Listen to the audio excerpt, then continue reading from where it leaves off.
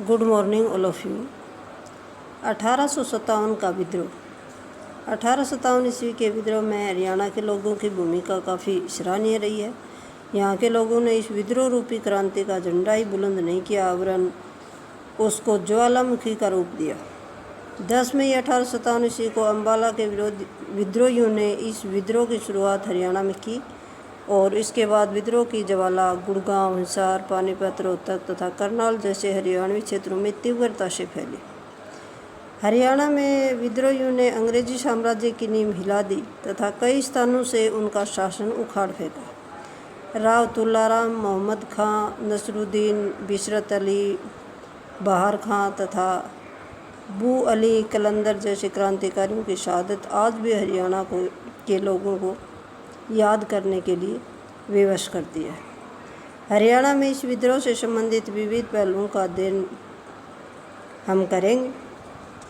1857 की क्रांति के कारण।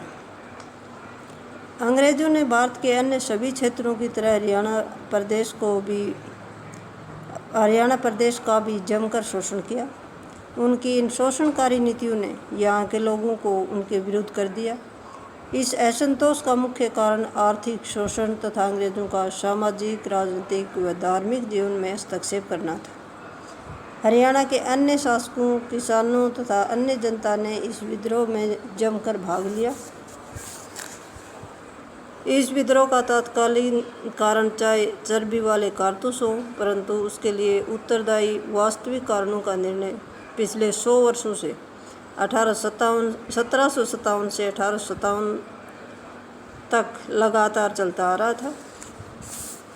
इन 100 वर्षों ने अंग्रेजी शासन के इस विद्रोह के लिए अंग्रेजी शासन के विरुद्ध विद्रोह के लिए उत्तरदायी परिस्थितियां तैयार की और उनकी महत्वपूर्ण भूमिका रही। इस विद्रोह के कारणों पर डॉक्टर R.C. मजूमदार ने लिखा था कि सारांश यह है कि अंग्रेजों के भारत में शासन की प्रथम शताब्दी में उस महान दुखांत नाटक का मंच तैयार हुआ तथा उसके कुछ भागों के अभ्यास किए गए जिनमें अंग्रेजी शासन की शतवार्षिक रक्त एवं आंसू से मनाई गई।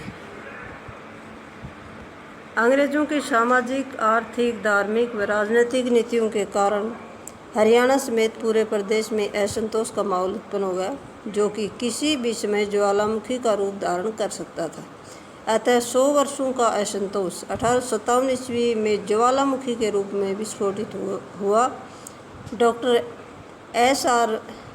मेहरोत्रा लिखते हैं कि विद्रोह के दीर्घकालीन कारणों के विषय में लिखा है। 1857 का विद्रोह दुराग्रह के किसी अचानक विस्फोट का प्रभाव नहीं था, अपितु दीर्घकालीन परिस्थितियों का परिणाम था जिन सभी के कारण असंतोष बढ़ता जा रहा था।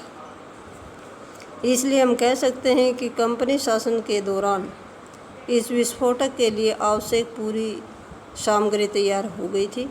अंग्रेजी शासन की दमनकारी नीति ने एक तरह से हरियाणा तथा शेष भारत में एक बारूद का ढेर तैयार किया था जिसमें विस्फोट करने के लिए मात्र एक चिंगारी की आवश्यकता थी। 1857 ईस्वी में इस चिंगारी का काम चर्बी वाले कारतूसों ने किया। हरियाणा के लोगों की इस क्रांति में सक्रिय भागीदारी रही।